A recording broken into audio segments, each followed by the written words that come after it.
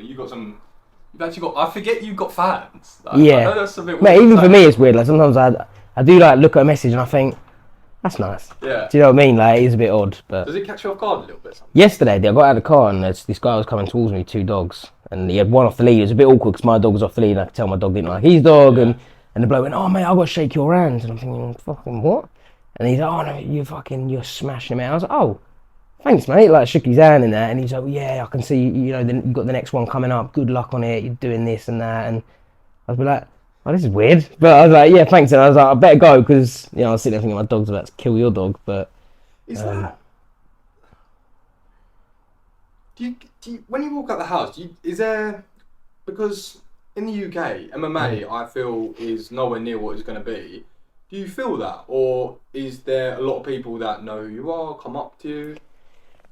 it's weird. It is surprising, you know. Like I said with this guy, when he said to me, "Oh, I got to shake your hand," I was thinking like, "Why? Yeah, you pervert. What do you want?" But and then a lot of the time as well, like say I've got someone looking at me, my instinct is to think, "Oh, what are you looking at?" But then I think, okay, like Brad had that once. He was on the train, some guy was staring at him for ages, and I was thinking, "Mate, do you want to take a picture?" And then the guy went, "Oh, you Brad Pickett, watched your fights," and it's weird. You got to kind of like remind yourself that I don't want to call myself a celebrity at all, but you are a slight celebrity in that niche sport, in that MMA world. So in my local community, a lot of people I think know me as, "Oh, that's that kid that fights in the cage and does MMA." I don't think, you know, "Oh, I'm a celebrity walking down with paparazzi coming up to me," but I definitely have got people that recognise me and... Got 2 cameras. Yeah, 2 cameras. And like the best ones are I come out of shot and someone goes, "Oh, best of luck on the next fight, champ." Just gives me a little spud. I'm like, "Oh, that was nice." You know, I had someone the other day in a coffee shop just said to me, I was getting my coffee, he went, "Saw the announcement, mate, best of luck on it." And I'm like, I have no idea who this guy is, but I like that people can just talk to me. You know, it brings that sort of sense of community together. But yeah, sometimes, you know, if you get someone that's like waffling and they don't let you go, it's a bit like, oh, come on. That's what I was going to say. Is there a downside to that? I haven't got it in me to just be like, "Yeah, see you later." So I've been in the gym before, just David Lloyd's working out, and I'm like, "Man, I need to do my set," and this guy's waffling to me, and I haven't got it in me to just say, "Can you just wait a minute?" Do you know what I mean? Yeah. If I know the person, I'll be like, "All right, give me 2 secs, mate. I'm just gonna do my weights." But sometimes I think I'm too nice and worry about them thinking, "Oh, he's rude," so that I give them the time of day. And then, so I don't know, I might be talking to someone else and then I'll kind of like, "Oh, now I feel rude to this person because now I'm talking to this person, but I don't want to blank them." And you know, so sometimes it's a bit of a downside. I wish I was a little bit more cutthroat, like, "Sorry mate, I'm just doing my set at the moment, you know, just wait." Sorry mate, I'm famous actually. Yeah, just sorry man, but I just feel like, yeah, if someone asks a pick, yeah, "Oh yeah, cool," you know, I feel a bit easily pulled maybe. But I think that's a difficult thing. I hear a lot of people that are in the public eye, especially in MMA, I hear it a lot, is that difficulty of people every time someone sees you, usually it will be the first time they've seen you, right? So it's their first and only interaction. Yeah. They could be a fan, they could buy your merchandise, they could do all this. So you want to give them a nice interaction, but also you've got a life to live and you're stressed and you're training and you've got to walk the dog. So sort of finding a little balance. We obviously... I think a little trick I do, right? So there's a couple of people at the park, and like, if I see them like, when I'm walking the dog, I don't know them, but I know they're going to waffle. Like, "How's the next fight? When's the next fight?" So I flick the phone out and just quickly ring the missus, and I'll be like, "Babe, just talk to me for a minute so I can quickly go part." And I go, "Oh, morning, you're right, yeah, I better go." You know, use that excuse. So it doesn't. Yeah, well, I've done that before when someone rang. So, you know, when you go down the high street and you got those people that say, "Excuse me, can I talk to you for a minute?" I hate saying no, you know, or... You know, when they're like, "Oh, how's your day been, mate?" And you know they're going to try and sell you something. So that's when I just whack the phone out. And then once it did actually ring when I was walking past like this, and it was the most embarrassing moment I've ever had. So, yeah, this time what I do is I'll ring my missus or I'll ring my best mate, and I just say, "Listen, about to walk past someone, so just bear with me." That's it. That's a good technique. We obviously spoke about the fight a second ago. We just said there, a lot of people are looking at this thinking, this is short notice. This isn't a short notice fight, right? No, it's not short notice in regards to like, man, I train every day, twice a day, except the Sunday. I've been doing that for the last 15 years. So for me, it's not really like I need a fight camp. In the past, it was always I need a fight camp to make weight. So if I was cutting down to 61 kilos, I'd probably need 10 weeks, and that's just to make the weight. Now I'm literally what I am the week out. You know, I would want to be about 6 kilos the week out. That's what I am now. So for me now, it's more about, if I have a fight camp, it's just having a name. But let's be honest, in this sport, this guy could get injured and then the name's changed last minute. So for me, it's just make sure you're fit, you're ready to go, and the idea is that you hit your peak just at the right time. For me, I've got plenty of time. You know, it was 5 weeks technically when I got told about the fight, but I've been training for the last 15 years. So yeah, that's because we spoke about it a second ago. That's something that I couldn't wrap my head around. Firstly, when I would hear people in MMA and they would talk about people, oh, he's always in the gym or he's never in the gym. I was always confused because I just thought, oh, you're a pro athlete, that's your job, you're always in the gym. But I didn't actually realise that's not the case. But like you said, that you're doing 2-a-days. Now you've gone up to featherweight. Are you just really happy that you can finally take opportunities like this? Because I don't imagine you would have done this before, right? Bantamweight? No, so that was one of the reasons why I moved up, because, you know, I'm humble enough to say I am a small fish in a very big pond. You know, the UFC, I'm not their Conor McGregor, I'm not their Sean O'Malley. So they're not going to say to me, hey, Nath, when do you want to fight? You know, do you want 14 weeks notice? Do you want 5 months notice? You know, they're going to say to me, we've got to fight. When is it? 6 weeks, 8 weeks, 10 weeks. So I need to be able to take them opportunities, which in the past I've never been able to do. Because, you know, if they offered me a fight on 6 weeks notice, I'm like, mate, I have no chance in my making weight. And I don't want to be unprofessional and accept a fight and miss weight, which a lot of other fighters do. So I've always turned down fights in the past if I can't make the weight. The UFC aren't really going to keep giving me 12 weeks notice, 10 weeks notice. You know, you get these 8-week notice opportunities, and now I can take them. You know, I can take a fight on 2 weeks notice and make weight, just as long as obviously I'm fit and healthy, which I am. So yeah, having 5 weeks notice is plenty of time. What's the main, we spoke about there physically, the difference of a short notice to late notice, obviously more time for preparation, but like you said, it changes so much, it's more so a name. Mentally, what's the difference in the preparation of a fight camp that is maybe a little bit last minute opposed to one that you know maybe 3 months out, for example? Well, there are positives to having a short notice camp, and one of them would be that you don't dwell on it. You don't overthink it. You know, if you have a name in your head for, let's say, 12 weeks, for 12 weeks you can be just sitting there obsessing over the fight, obsessing over your opponent and what you're going to do, and then 2 weeks out, your guy pulls out and it gets replaced with a southpaw, or you've gone from a striker to a grappler, and now your brain's like frazzled. So the perks are that, you know, I've got 5 weeks, I've got this guy, and nothing really needs to change. I just need to continue doing what I'm doing, and if anything, just ramp it up a little bit. So personally, for me, it's actually easier sometimes having the name at a shorter time, because then I don't overthink it and I don't overanalyze my opponent. You know, so with this guy, I've been offered him, cool. Yeah, he's only 1-0. Sweet, I get paid to fight regardless of who the opponent is. You know, I want to fight on the Abu Dhabi card. You've been offered a name, take it. If tomorrow the opponent changes, cool. I haven't overthinked anything. You know, I'll just go and fight whoever the next person is and just make sure that I'm going in there with my A game. What's your preparation of dealing with an opponent, right? Because you've got 2 types of people. You've got person A, who has them as their screensaver, obsesses, watches every fight, every minute, can tell you their favourite meal. And then you've got option B, who sees the name, doesn't think anything of it until the fight day, and they just focus on their own camp, and then what happens. Where do you sort of sit on that line? I used to be the obsessive one, and now I'm not. And I think that changed when I was meant to fight Umar Nurmagomedov, Khabib's cousin, and it was on his debut, and I remember thinking, like, you know, this is Khabib's cousin, he's never fought in the UFC before, is this a tough fight? Looking into it, you know, and then he pulled out. So once I had that, I kind of just realised that there's no point in overthinking this in MMA, because anything can happen. You know, you can have someone that is Andre Feely, you know, orthodox opponent, come out to a lot of these fights orthodox.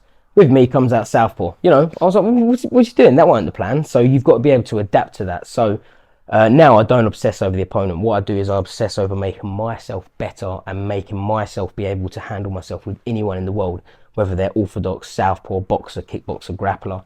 And then all I have to do is adjust on the night. So if someone pulls out on the night and they say, right, we've quickly brought in someone else, cool, I can adapt and overcome that opponent. Whereas, yeah, back in the day, I'd be, like you said, you know, obsessing over the opponent, have them as my screensaver, watch all their interviews, and, you know, when they pull out a week before the fight, it can throw you off. I think that's a really good point, actually, because like you said, you know better than anyone, this sport is so volatile that you almost can't be too set in anything, even your opponent, I guess. So let's say we're sort of 4-5 weeks out. For anyone that wouldn't know, what does today or this week look like in comparison to if this was a bantamweight fight? A lot less calorie burning and more quality training. So when I was going down to bantamweight, it was all about quantity over quality. You know, I would have sessions where my coaches are trying to, you know, get me to do something, and all I'm thinking about in my head is how many calories I'm burning, how many calories I'm burning. I'm not listening, you know, I'm not focusing on my opponent. I'm not actually training to how I should be. I'm just purely trying to burn weight, you know, shred fat off me, get as skinny as I can to make weight. So now that is the least of my worries, now I'm able to get proper quality training in, you know, focus on my actual opponent, on things that I need to do. You know, if my coach Brad or whoever is asking me to do something specific, I can work exactly on that. My strength conditioning, you know, instead of just going there and thinking I just need to burn weight, I can actually go and, you know, we make the adaptations that we need to get me in the best peak performance. A lot of fights, I think I've gone in there drained, overtrained, you know, gone past that point of your peak, and if anything it's detrimental. So now I can actually have a rest day, you know, have a protein shake after training without feeling guilty. So just those aspects as well, you know, mentally it just puts you in a lot better frame of mind, and, you know, a happy fighter is a dangerous fighter. Have you ever thought about it in terms of, I thought about it the other day with you in the gym? Obviously you're one of the veterans of the game respective to the gym, one of the big names that everyone looks up to. Have you ever thought about what it's doing to the younger generation in the gym? Because I see it as a really positive thing, because I don't think there's enough people that are confident to say, right, this is my skill set, I'm going to go up and weight, I'm actually going to enjoy my camps, get better in them, rather than just I'm going to try and cut as much weight and sort of try and go in there a bigger opponent. Have you thought about what that's doing to the sort of next generation in the gym? Do you know what? I haven't actually thought about it too much like that, but I think it's just coming with maturity. So I would like to say that I'm a young veteran. You know, I've had 30 fights now, and I'm only 30. So, you know, I still like to think that I've got a good solid 8 years, 7 years left in me. By any means would I say that I'm old, but I'm experienced enough to know what I've got to do. And, you know, it's like, so I still think that I'm the 21-year-old guy in the gym until I have that target on my back in sparring. And then, you know, when I've got the 21-year-olds and the 22-year-olds coming up to me and asking for advice, and then I'm sitting there thinking like, why are they asking me for advice? And then I have to pinch myself and think, shit, you are 30 now. You know, you've, by a long way that I wouldn't say I've made it, but I've got to the UFC. I'm earning enough money to make a living. You know, I'm in a position where a lot of people would love to be in. And I've got to remind myself that. So I do feel like lately I would be more, I wouldn't say coaching, but giving people advice. And now I feel more comfortable doing it. Whereas, you know, if you'd asked me a year ago, I find it a bit weird. You know, I don't know why people are coming up and asking for my advice. Like, you know, I'm just a fighter. Whereas now I understand it. You know, they want to be in the position I'm in. I've got professionals now asking, what training do you do? When do you rest? Because they want to look for me for reassurance that if they take a rest day, they're not, you know, missing out on anything. And now I'm kind of getting used to it. So it is quite a nice feeling, you know, it's like taking them under my wing a little bit. But, you know, at the end of the day, I'm still a fighter, and, you know, coaching is something that I want to do at the end of my career and focus just on me now, you know. Because you could argue that you're not even in your prime yet. You're fighting prime, and you're sort of looks like you may be entering that early 30s. Yeah. So really in that golden era of your career. But the crazy thing is you've been fighting for such a long time, 30 professional fights, or 30 fights, sorry. You've been doing this, what, since 16 years old? Yeah. This will be your 10th fight in the UFC. 10th fight in the UFC. And I think people hear things like that, and that goes over their head of what that means. Yeah. I don't think people quite realise how difficult it is to have a winning record. Yeah. To win on good shows, to become a cage warriors champion, to get in the UFC full stop, to have a fight full stop, but to have 10, I think it's a really incredible achievement not many people actually think about. If you're really honest with yourself and you go back to 16, would you say that this was always going to happen? Or would you say you've exceeded your expectations up to this point?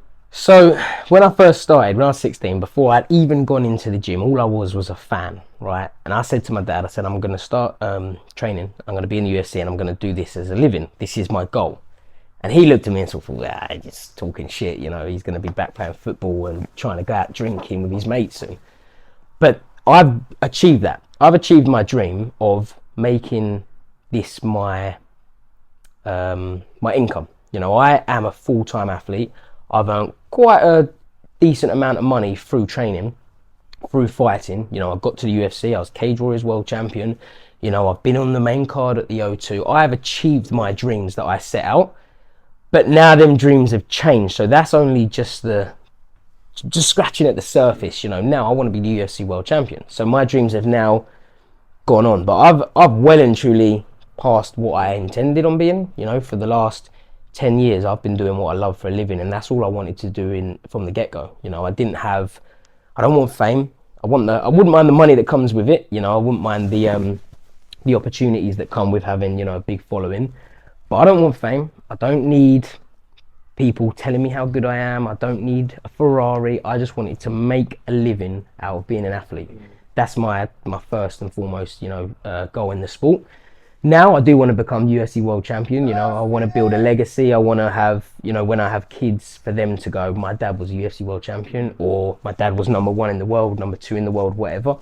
But yeah, you know, I feel like at the moment I'm doing well. I've done what I've kind of set out to do, but moving the goalposts. Now I want more. Now I'm moving the goalposts. You know, I want to I'd say build a legacy now. You know, that's what I'm intending on doing, and it's nice feeling as well having, you know, like we said about the younger guys coming and asking for me advice. It's nice to be a role model.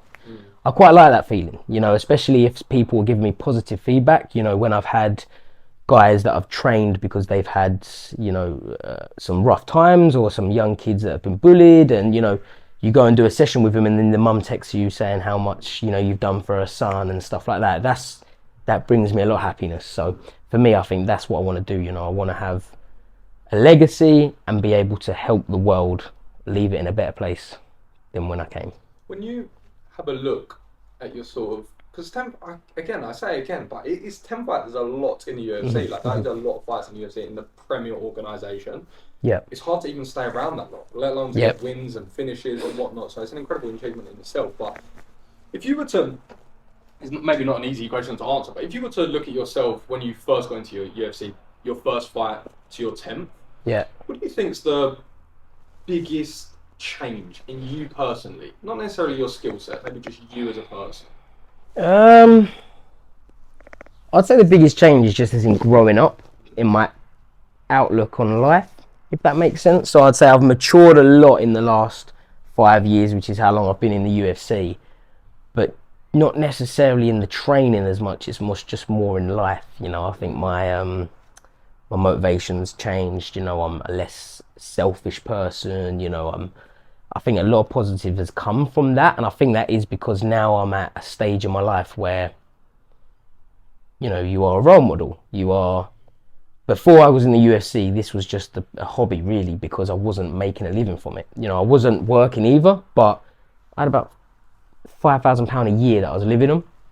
That's nowhere to, you know, that's no money to live on.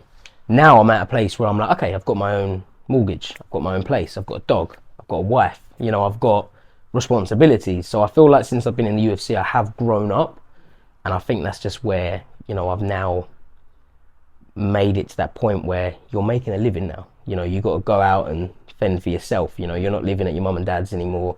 You know, you're earning big money. You've got to do what you're doing with the money now. You need, you know, you're getting married. That's going to cost you 40 grand. Can you afford it? You know, and so, yeah, I'd say that's been the biggest changes. But yeah, in regards to the training's the same. You know, I still train now like I did 10 years ago, and I still train just as hard as I did. But now I get a little bit more sore, maybe. You know, I have to recover a little bit better than I used to. When you, last couple of ones, just from me, but in regards to the fight, do you know much about your opponent? Nope. So obviously when I got offered Mohammed Naimov, I think is how you say his name, never heard of him. You know, I was like, who's that? Looked him up. Saw he's 9-2. Not the biggest record in the UFC. He's 1-0 in the UFC with a good knockout. Seems to be mega famous where he's from. You know, he's got, I think, 270,000 followers, something like that. So he's obviously a bit of a superstar, and he's got a very good Taekwondo background. So, you know, from just looking at him, he's 100% a dangerous opponent. A lot of people ask me, they said, why have you stepped down? You know, why aren't you demanding a top 15 and stuff like that? And that's just where I say, look, I just like to fight for a living, you know, regardless of who the opponent is. Tomorrow, if I got offered him, I'd fight Volkanovski. Tomorrow, if I get offered Mohamed Naimov, who's 1-0 in the UFC, I'm going to fight him. And I'm going to look at both of them as exactly the same threat. You know, both of them have the ability to hurt me, injure me, knock me out, submit me, whatever. So I'm going to train just as hard for Mohamed as I would if I was fighting for the belt tomorrow. Is it the mindset? Sorry to cut you off. No. Is it the mindset of, I hear sometimes people speak, if I want to be the top 15, if I want to go to top, well, you don't want to be top 15, you want to be champion. If I want to be champion, I should in theory be able to beat everyone. So yes, it's not a top 15 fight, but in theory, I should be able to beat anyone, right? Well, yeah. So the UFC said, I wanted to fight in Abu Dhabi, card. That's my, you know, I want to fight then. They've offered me an opponent. I said to someone the other day, what am I supposed to say? No. And then they go, all right, don't fight then. You know, if they offer you a fight, as far as I'm concerned, you accept it. You're in the UFC. It's the biggest promotion in the world. I am not number 1, number 2, number 3.